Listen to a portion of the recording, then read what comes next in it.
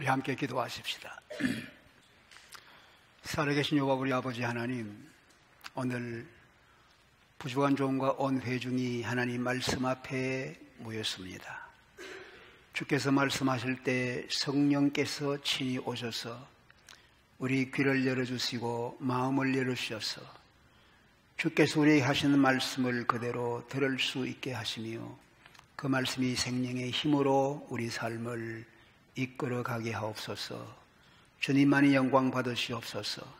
예수님 이름으로 기도하옵나이다. 아멘. 하나님께서 우리에게 기회를 다시 주셔서 여러분 다시 한번 태어날 수 있다고 하면은, 여러분이 태어나는 곳을 여러분이 선택할 수 있다고 하면은 어느 나라에서 태어나고 싶으세요? 2013년에 이코노미스트라고 하는 그 경제 잡지가 세계 80나라를 이렇게 표를 만들었습니다. 가장 살기 좋은 나라, 태어나고 싶은 나라 어디냐? 첫 번째가 스위스예요. 두 번째가 호주예요. 세 번째가 노르웨이. 네 번째는 스웨덴. 이렇게 쭉쭉 내려가다가 미국은 몇 번째쯤 될 것 같아요?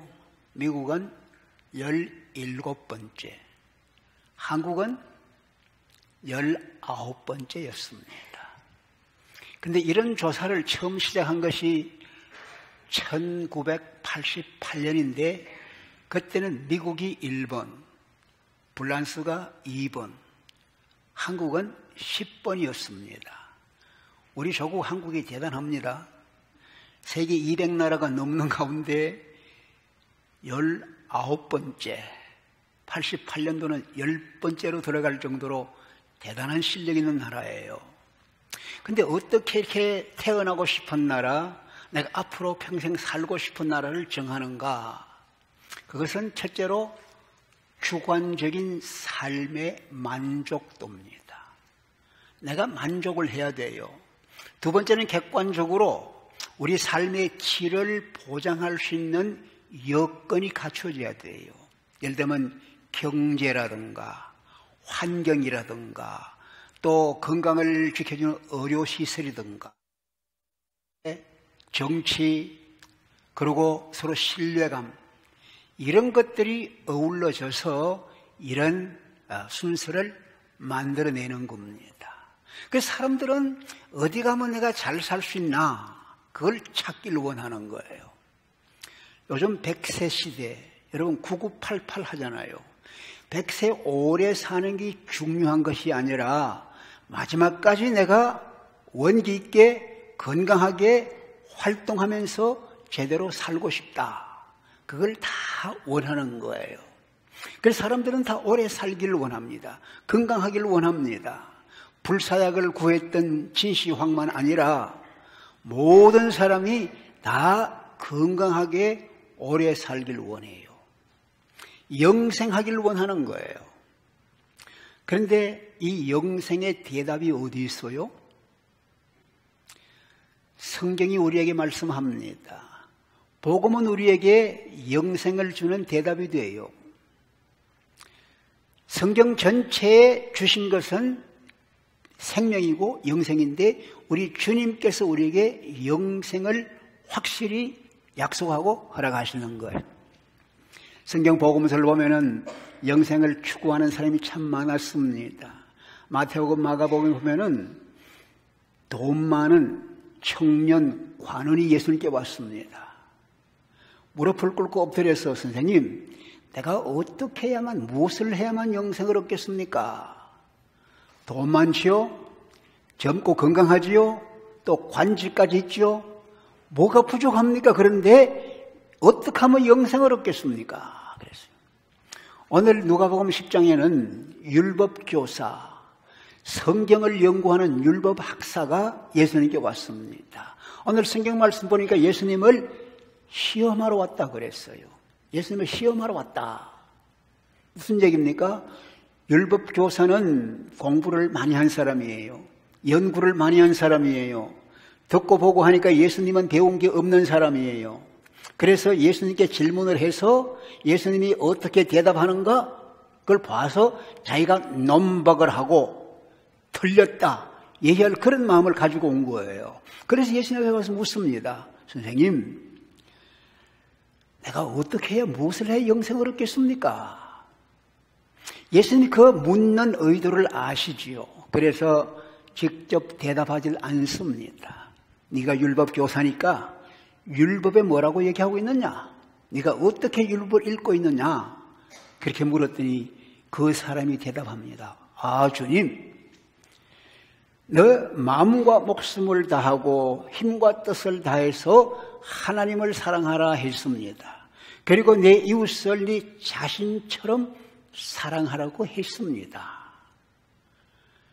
예수님께서 대답합니다. 네 대답이 옳다. 우리 주님께서 말씀한 성경 전체, 율법 전체의 총요약을 그 율법 학사가 얘기했거든요. 그러니까 네 대답이 옳다. 가서 그대로 행해라. 그러면 살게 된다. 얘기를 했습니다. 하나님께서 율법을 통해서 그걸 행해라. 그리하면 살게 된다. 얘기를 했습니다. 하나님이 율법을 주신 것은 생명을 위한 거예요. 살도록 하기 위한 거예요. 신명기 4장 1절을 보니 이렇게 말씀합니다. 너는 이 율례와 법도를 지켜 행하라. 그리하면 네가 살게 된다 얘기했습니다. 레위기 18장 5절에 보니까 이렇게 말씀했습니다. 너는 이 규례와 법도를 지켜 행하라. 사람이 지키면 이로 인해서 삶을 누리고 살게 된다. 여기에 살게 된다는 얘기는 원어를 보면은 영원히 산다. 영생을 얻는다. 그 말이에요. 영생. 영생이 뭘까요? 죽지 않고 끝없이 사는 것. 우리가 이 땅을 떠나고 하늘나라 가서 끝없이 사는 것, 그것도 영생입니다. 그런가 하면은 이 영생은 삶의 질을 얘기합니다. 하나님이 영원하신 분이니까 하나님의 생명을 받으면은, 하나님의 영원한 생명을 받으면은 우리가 영생을 누린다. 하나님의 생명을 가질 때 영생을 가진다 얘기하는 거예요. 그것뿐 아닙니다. 우리가 누리는 생명이나 영생은 내 혼자 가지고 있는 게 아니에요. 저 외딴 섬에 혼자 가서 내 혼자 100살을 살겠다 그게 아니에요. 같이 사는 거예요. 하나님과의 관계 속에서 너 하나님을 사랑해라, 이웃을 사랑해라 얘기는 하나님과의 관계 속에서, 이웃과의 관계 속에서 풍성한 생명을 누리는 삶, 만족한 삶, 그것이 영생의 길이다 이 말이에요. 영생의 길. 그래서 하나님께서 우리에게 영생의 길을 주신 거예요. 그런데 사람들이 이 영생을 다 놓치고 사는 거예요. 다 잊어버리고 생명을 찾고 영생을 찾고 있는 거예요. 어디 좀 건강한 게 없나, 어디 좀 영생이 없나 찾는 거예요. 그런데 이 생명은 어디서 와서요? 하나님에게서 온 겁니다. 영생은 하나님에게서 온 것이에요. 보세요. 사람을 생각해 보십시다. 하나님이 사람을 만드실 때 흙으로 만들었어요. 흙으로 만들게 석고처럼 되었는데 그 코에 하나님께서 자기 생기, 자기 바람을 불어넣었습니다. 하나님의 영을 불어넣었습니다. 하나님의 생기, 하나님의 생명을 불어넣었더니 그 사람이 움직이면서 살아있는 사람 생명이 된 거예요. 하나님의 생명이 들어오면 살아나는 거예요. 그래서 하나님의 생명이 들어오니까 살아나고 하나님을 알게 되고 하나님과 친밀한 관계를 갖게 되는 거예요. 그렇게 되니까 하나님이 처음 만들었던 아담과 하와가 얼마나 가까웠습니까? 그러니까 아담이 하와를 보고 너는 내 뼈 중에 뼈야, 내 살 중에 살이야, 한 몸 된 걸 확실히 아는 거예요. 이게 생명입니다. 하나님이 주신 생명을 가지면은 하나님과 친밀하게 하나님과 교제하고 그러면서 사람과 사람도 하나가 돼서 관계를 아름답게 가지는 거예요. 이게 생명입니다. 그런데 이 생명이 깨진 거예요. 아담이 하나님과의 친밀한 관계를 떠나가서 자기 생각대로 하나님을 배반한 거예요. 하나님의 생명을 떠나간 거예요. 하나님과 관계가 깨어진 거예요. 여러분 요즘 인터넷을 얼마나 많이 해요. 와이파이가 꽉 차 있는 거예요. 여기에 꽉 차 있잖아요. 그런데 그게 연결하면은 굉장히 좋은 정보가 많이 나오는 거예요. 어떻게 하면 건강하게 산다, 어떤 음식이 좋다, 어디 가면 어떤 것이 있다, 다 정보가 나오는 거예요. 근데 중요한 것은 거기 연결이 돼야 돼요. 연결을 잘하고 있다가도 끊어지면은 그때부터 깜깜한 거예요. 하나님은 생명이신데 그 생명 되신 하나님과 관계가 끊어지니까 그때 죽음이 온 거예요. 생명을 떠나가니까 죽음이 온 거예요. 이게 인간이 겪은 운명입니다. 하나님과 관계가 끊어져서 사람이 죽게 되니 그걸로 끝나는 게 아니라 사람 관계에 문제가 생긴 거예요. 지금까지 조금 전까지만 해도 이 아담이 하와를 너는 내 뼈 중에 뼈요 살 중에 살이라 그렇게 하던 그 아담이 저 여자 때문에 내가 이렇게 됐습니다. 여자에게 손가락질 하는 거예요. 저 여자 때문에 내가 하나님이 금지한 걸 내가 먹고 하나님을 떠나갔습니다. 저 여자 때문입니다. 그러는 거예요. 아담과 하와가 아기를 낳았어요. 가인과 아벨 둘을 낳았어요. 근데 가인과 아벨 둘이 갈등을 하네요. 서로 다투네요. 그러더니 가인이 아벨을 죽이는 거예요. 갈등하다가 죽이는 거예요. 이게 뭡니까? 하나님 관계가 깨어져서 죽음이 오니까 그것이 사람과 사람 사이도 서로 원망하고 서로 책임 전가하고 미워하고 죽이는 거예요. 여러분 아무리 사람이 건강하게 산다 그래도요 서로 미워하고 죽이고 하면은 거기는 생명이 없는 거예요. 그래서 모든 사람이 이런 운명에 놓여 있는 것이 바로 우리 인간입니다. 죄라는 것이 하나님과 우리 사이를 갈라놓고 죄라는 것이 사람과 사람 사이를 갈라놔서 생명을 누리지 못하게 하는 것입니다.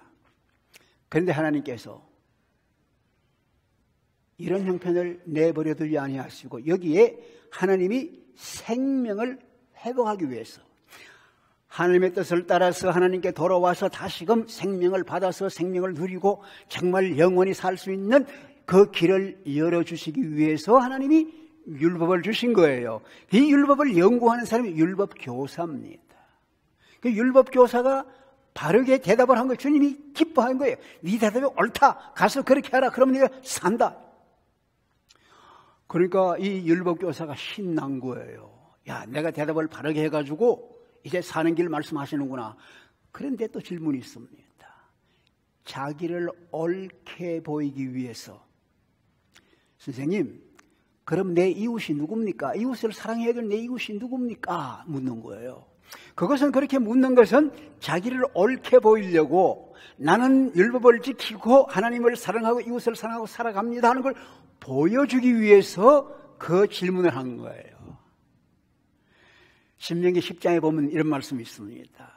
하나님은 고아와 과부에게 정의를 베푸시고 나그네에게 사랑해서 음식과 의복을 허락하신 하나님이다. 그러니 너희도 나그네에게 그렇게 사랑을 베풀어라 말씀합니다. 이 말씀을 할 거라고 생각을 했어요.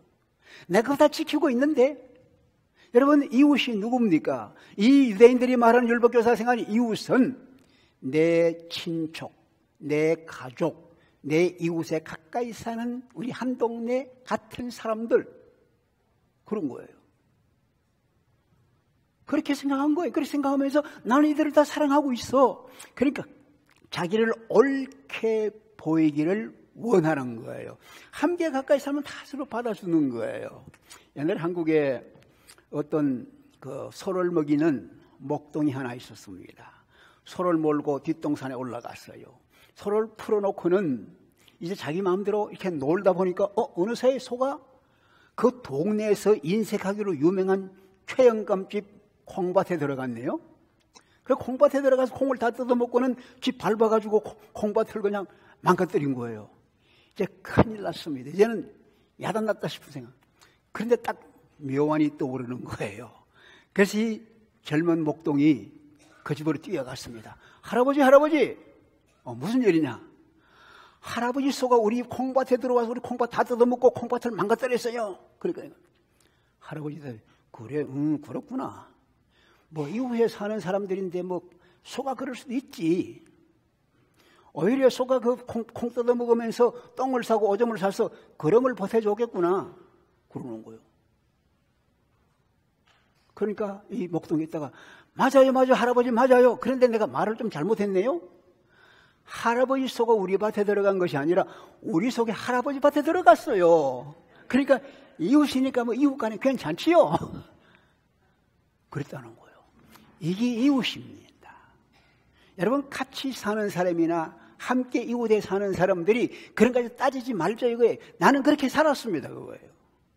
그래서 자기를 돋보이려고 예수님께 자랑하려고 생각을 하는 거예요. 근데 우리 주님께서는 이런 말 저런 말 얘기 안 하시고 한 비유를 얘기하십니다. 이 사람아, 어떤 사람이 예루살렘에서 여리고로 내려가는 길에 강도를 만났어. 얻어맞고 옷을 다 뺏기고 벗은 몸으로 거의 죽다시피 해서 길가에 버려주고 갔어. 근데 그 길로 사람들이 지나가는데 제사장이 지나가다가 그걸 보고는 피해서 다른 길로 지나갔어. 레위 사람이 같은 길로 지나가다가 그걸 보고는 또 피해서 다른 길로 지나갔어. 근데 그 길로 어떤 사마리아 사람이 가다가 그 강도 맞는 사람을 보더니 불쌍한 마음이 들어서 자기 기름과 포도주를 상처에 부어주고 싸매어주고 그리고 그를 자기 짐승에 태워서 주막으로 데려가서 잘 돌봐주었다. 이 셋 중에 누가 강도 만난 자의 이웃이 되겠나? 그랬더니 이 사람이 그 자비를 베푼 자지요. 이 사람은요, 사마리아 사람이란 사람의 그 말을 입에 내기도 싫어해. 자비를 베푼 자지요. 왜 사마리아가 싫어요? 사마리아 사람은 본래 이스라엘 동족입니다. 같은 피를 받은 사람들이. 그런데 이 아수르가 이 북이스라엘을 점령했을 때에 외국인을 데리고 들어오니까 그곳에 있던 이스라엘 사람들이 그 외국인과 더불어 같이 결혼을 한 거예요. 그래서 혼혈민이 된 거예요. 그러니까 이 순수 피를 지킨다고 하는 유대 사람들이 그 사람들을 상대하지 않는 거예요. 아주 외면하는 거예요. 아주 이방인 취급을 하는 거예요. 그러면서 사마리아 동네는 들어가지도 아니하고 사마리아 말을 입 밖에 내려고도 안 하는 거예요. 자비를 베푼 자예요. 그래서 예수님께 가서 너도 그렇게 해라. 예수님께서는 제사장, 레위인, 뭐 잘못했다 잘했다 얘기를 안 합니다. 사마리아 사람 칭찬도 안 합니다. 강도 만난 강도 나쁜 놈이다 얘기도 안 합니다. 그죠? 네 판단대로 네가 가서 그대로 해라. 맡겨준 거예요. 여러분, 여기서 우리 뭘 봅니까? 여러분, 예루살렘에서 여리고 가는 길은 17마일이에요. 그것이 3,300피트가 되는데 내려가는 내리막길입니다. 험한 길입니다. 강도가 많이 출몰하기 때문에 그곳을 강도의 길이라 얘기합니다.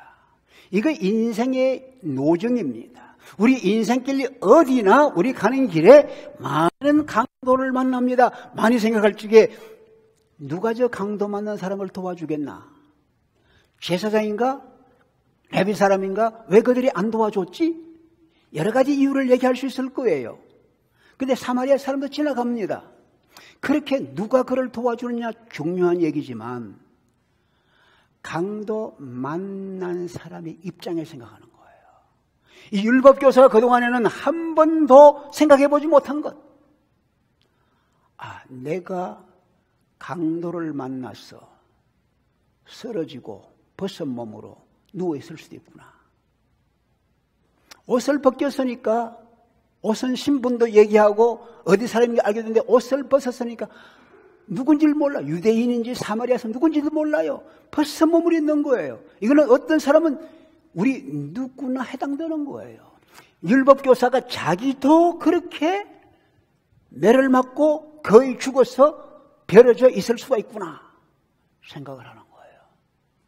여러분, 자기 스스로 일어나서 살아갈 수가 없어요. 누군가가 도와줘야 돼요. 누군가가 도와줘야 되는 거예요. 그렇지 않으면 죽음을 기다리다가 죽을 수밖에 없는 거예요. 이것이 우리 인생의 현장이라 이거예요. 가난한 사람, 고아들, 과부들, 병든 사람은 아니라 이 땅에 사는 모든 사람들, 종교의 전통, 율법에 얽매여서 신음하는 자들이 많이 있는 거예요.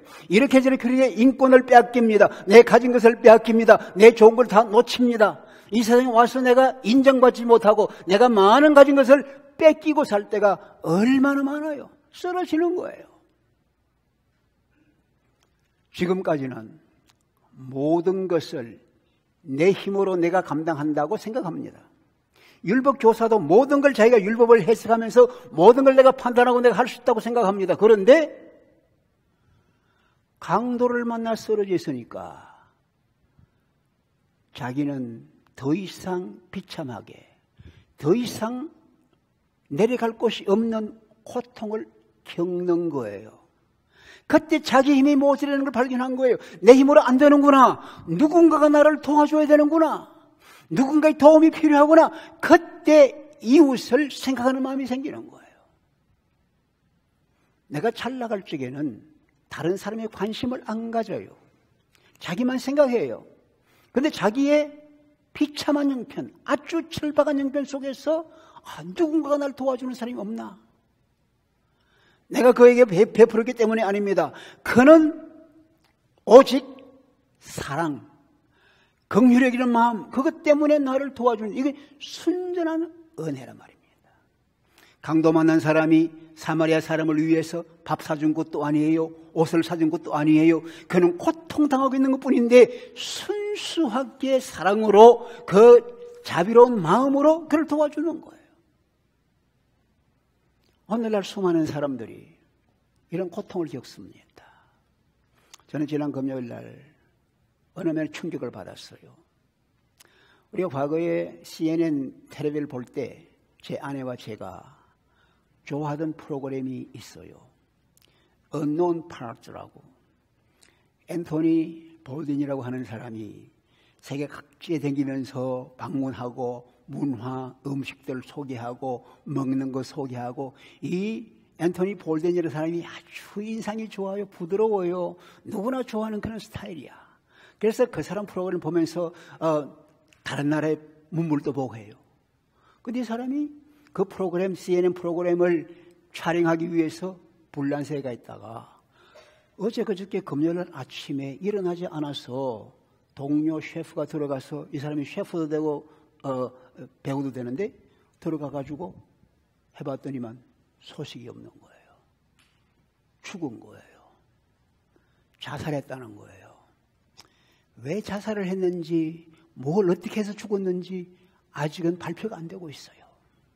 여러분 생각해 보세요. 그렇게 인기 있는 사람이에요. CNN에서 뜨는 사람이에요. 온 세계가 그 프로그램을 다 좋아하고 우리까지도 좋아하던 사람이에요.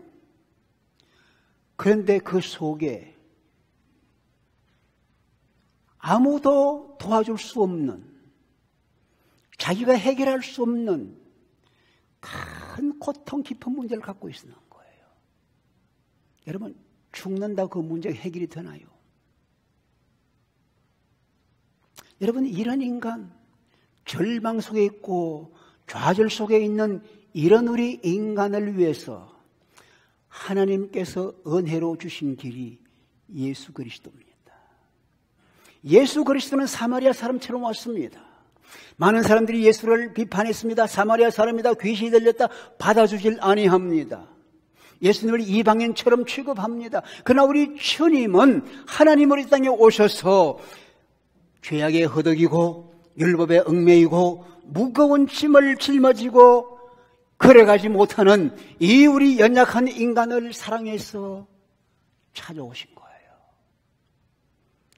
기름을 부어주시고 우리 상처에 포도주를 부어주시고, 오늘 우리가 이 성찬식을 하지만 우리 주님께서 몸을 찢어주시고 피 흘려주셔서 우리를 이 죽음과 죄악에서 건져주시는 그 일을 하기 위해서 오신 거예요.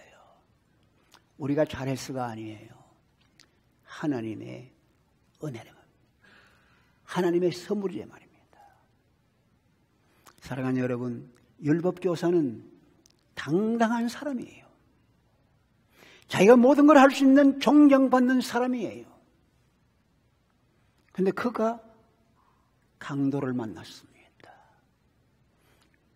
율법, 우리에게 생명을 주는 것입니다. 생명 주기 위해서 율법이 만들어서 그런데 율법은 하나만 어겨도 죄인입니다. 죄인은 죽음이 따라갑니다. 죄인은 형벌이 따라갑니다. 죄인은 고통이 있습니다. 두려움 속에 살아가는 거예요. 율법을 연구하는 사람은 율법 때문에 얽매이고 시달리고 고통 속에 살아가는 거예요. 사람과의 관계 속에서 남을 비판합니다. 원망합니다. 고통 속에 살아가는 거예요. 하나님과의 관계도 깨어지고 사람 관계도 깨어지는 것이 바리새인들 율법 교사들의 삶이었습니다. 이런 삶에 예수님께서 오신 거예요. 그가 만나서 사역한 모든 사람들은 가난한 사람들입니다. 병든 사람입니다. 갈 곳이 없는 사람이에요. 나는 의롭다고 하는 양 99마리가 아니라 길을 잃고 헤매고 있는 한 마리 어린 양 찾고 찾아서 산길로 갑니다. 우리 주님께서 그들을 위해서 구원해 주시고 삼해 주시는 주님의 사랑입니다. 이게 뭐예요? 하나님의 사랑입니다. 하나님의 은혜입니다.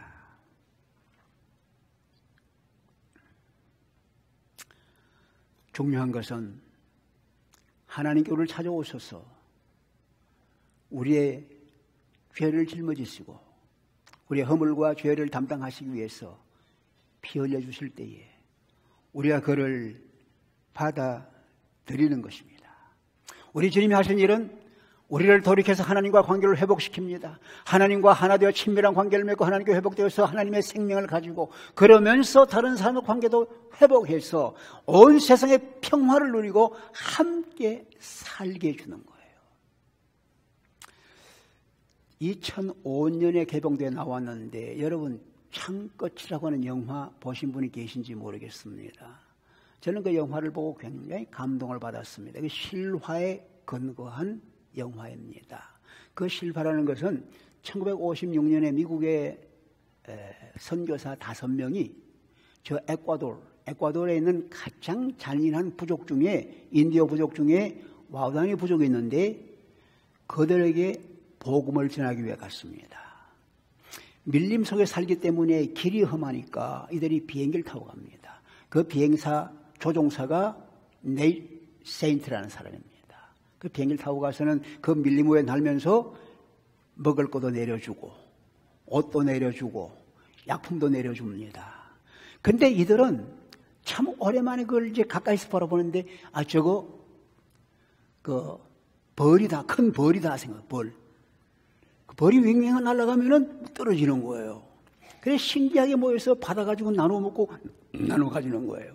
그러다가는 이제 우리가 사람을 얼굴과 얼굴로 마주 봐야지. 그런 생각으로 그들이 내렸습니다. 내렸더니요, 이 사람들이 창을 가지고 와서 그 5명을 다 창으로 찔러 죽인 거예요. 이 선교사의 총을 가지고 있었는데 총 한 방 쏘지 아니하고 다 창 끝에 죽임을 당했습니다. 그게 1956년도에 일어난 일이에요. 이 소식이 전해지니까 가족들, 미국 선교사들 전체가 다 큰 충격에 빠졌습니다. 그 소식이 전해지자 네이트 조종하던 조종사의 누나가 에콰도르 다른 지역에서 선교를 하고 있었어요. 그 소식을 듣자 동생이 죽임당한 그 아우다니 부족 속으로 들어간 거예요. 죽임당한 선교사들의 가족들이 들어간 거예요. 근데 이 아담의 부족이 그렇게 잔인합니다. 자기들끼리 서로 죽이는 거예요. 이웃 부족을 남들은 다 죽일 때까지 싸우는 거예요. 다 죽일 때까지 싸우는 거예요. 한 사람 남아있으면 복수하는데 전부 다 죽이는 거예요. 그렇게 잔인합니다. 이런 사람이지만 연약한 여자들은 해치질 않아요. 그래서 네이트의 누나 레이첼이 들어갔습니다. 다른 부인들이 들어갔습니다. 그들에게 진심으로 사랑을 베풀고 의약을 가지고 치료해주고 학교를 만들어 가르쳐주고 최대한 봉사를 하는 겁니다. 그러니까 그렇게 간악하던 그렇게 악한 아담의 종족이 한 번도 그런 모습을 상상도 못한 거예요. 죽이고 찌르고 그저 파괴하고 해야만 사는 줄 알았는데 이들이 죽임당한 사람들의 가족들이 와서 하는 걸 보고는 별세계를 느낀 거예요. 이게 뭔가 사랑에 끌려서 그들이 이 레이첼과 선교사 가족이 전하는 복을 받아들이고 삶이 새로워지기 시작하는 거예요. 죽임당한 네이트의 아들 스티브가 있었는데 아버지가 죽임당할 때 5살이었지만 9살이 될 때 고모가 있는 그 지역을 방문한 거예요. 방문해서 민가엘이라는 사람, 아버지를 죽인 원수예요. 만나게 된 거예요. 그를 향한 미워하는 마음보다는 불쌍한 마음, 사랑의 마음이 생기면서 그를 졸졸 따라다니는 거예요. 그러다가 14살 때 이 스티브가, 네이트의 아들 스티브가 자기 아버지를 죽인 민가엘이라는 사람으로 세례받기를 원하는 거예요. 아버지가 죽임을 당한 그 옆에 있는 강에서 세례받는 거예요. 그러면서 얘기합니다. 나는 이제 아버지가 없습니다. 오늘부터 당신을 내가 내 아버지로 모시겠습니다. 아버지를 죽인 민가의 원수를 내 아버지로 삼은 거예요. 그러다가 1994년에 레이첼이 죽으니까 스티브가 가족 데리고 다 거기 들어가서 함께 살게 된 거예요. 여러분, 창으로 살고 죽이고 멸망시키며 살던 그들의 삶이 예수의 사랑으로, 이웃의 사랑으로 그들이 필요한 사랑을 공급해 줌으로 말미암아 그들의 삶이 새로워지고 변화가 온 거예요. 창을 버리게 된 거예요. 이젠 삶이 새로워진 거예요. 그러다가 2000년 초에 콜로라도 컬럼바인에서 학교에서 집단 살인사건이 생겼습니다. 그걸 듣고 안 되겠다. 우리가 가서 이들을 좀 도우면 좋겠다. 그래서 이 영화를 만든 거예요. 그 영화를 보급한 거예요. 창 끝. 이제는 살상하는 창을 끝내고 하나님의 사랑으로 우리가 세상을 섬길 것이다. 이것이에요. 여러분, 예수님께 하신 일이 그겁니다. 어떻게 하면 우리가 참 영생을 누릴 수 있느냐? 하나님과의 관계만이 아닙니다. 이웃과의 관계 잘 돼야 삶의 질이 올라갑니다. 참 평화를 누립니다. 참 생명을 누릴 수가 있는 거예요. 어떻게 이웃을 모을 수 있나요? 사랑이에요. 지금 트럼프와 김정은 싱가포르 가서 여기 시간으로 내일 밤부터 회담 시작을 준비하고 있습니다. 역사적인 회담입니다. 보세요. 우리 한국이 한 형제입니다. 남과 북이 한 형제입니다. 갈라진 지 73년이 되었습니다. 그런데 미국이 나서서 남과 북이 평화를 누릴 수 있도록 역사적인 회담을 하는 거예요. 어떻게 하면 변화가 올 수 있을까요? 제가 평양 가서 황해도 신천이라는 곳에 갔습니다. 전쟁 박물관을 보여줬습니다. 딱 들어서니까요, 벽에 뭐라고 쓴지 아세요? 너희는 대대로 원수를 갚아달라. 그 안내하고 설명하는 사람의 말이 얼마나 무서워요. 속에 소름이 끼칠 정도예요. 원수를 갚아달라. 이들은 70년 이상 그것이 그들의 삶의 목표였습니다. 원수 갚는 거예요. 백두산에서부터 시작해 한라산까지 전부를 적화통일하고 하늘을 만드는 것이 그들의 삶의 바탕입니다. 무엇으로 변화가 올 수 있을까요? 어떻게 하면 우리가 그들을 내 이웃으로 받아들이면서 그들의 비참한 형편을 어떻게 우리가 받아들이고 도와주면서 하나님의 사랑으로 긍휼히 여기면서 그들을 형제로 받아들일 수 있겠는가? 굉장한 숙제입니다. 사랑하는 여러분, 영생은 삶의 길이만이 아닙니다. 삶의 질입니다. 하나님의 생명을 가지는 겁니다. 영원하신 하나님과 관계 속에서 하나님의 생명을 내 속에 가지는 것입니다. 이것이 영생의 길입니다. 동시에 영생의 길은 하나님과 나 관계만이 아닙니다. 이웃과 관계가 아름다워져야 합니다. 이웃의 살상과 미움이 다 없어져야 되는 거예요. 주님께서 말씀합니다. 가서 그대로 해라. 여러분, 내가 남의 도움을 받아보지 않으면요, 내가 어려움을 당해보지 않으면요, 이웃을 알 수도 없고 남의 형편을 알 수 없어요. 강도를 만나 죽을 지경에 있던 내가 하나님의 은혜로, 하나님의 사랑으로 구원받았기 때문에 이웃이 보이는 거예요. 그때부터 보이는 거예요. 내가 불가능할 그때에 이웃이 보이는 거예요. 이웃의 필요를 느끼는 거예요. 그때 도움이 오는 거예요. 사랑하는 여러분, 이민생활하면서 얼마나 지치고 얼마나 눌리고 얼마나 힘든 삶들을 사셨습니까? 그때 누가 나를 도와주셨어요? 참 내게 도움, 참 생명, 참 사랑이 어디서 오나요? 예수 그리스도에게서 나를 돕는 참 기쁨의 길이 오는 거예요. 이게 생명이에요. 이런 걸 경험한 사람은 속에서 우러나오는 그 사랑을 주체하지 못해요. 나누고 싶어요. 전하고 싶어요. 생명을 나누고 싶은 거예요. 그때 뭐가 있어요? 그때 참 사랑이 있고 참 생명이 넘치는 거예요. 사랑하는 여러분, 미국이 살기 좋은 나라로 가지만 안정된 곳이 아닙니다. 모든 염려, 걱정이 다 없는 곳이 아닙니다. 오늘도 불안합니다. 오늘도 위험합니다. 세계 어느 곳에 똑같습니다. 그런데 창끝에서 나오는 선교사 한 분, 짐 엘리엇, 그분의 일기장에 이렇게 썼습니다. 잃어버릴 수 없는 것을 얻기 위해서 내가 간직할 수 없는 것을 버린다는 것은 바보짓이 아니다. 그대로 살았습니다.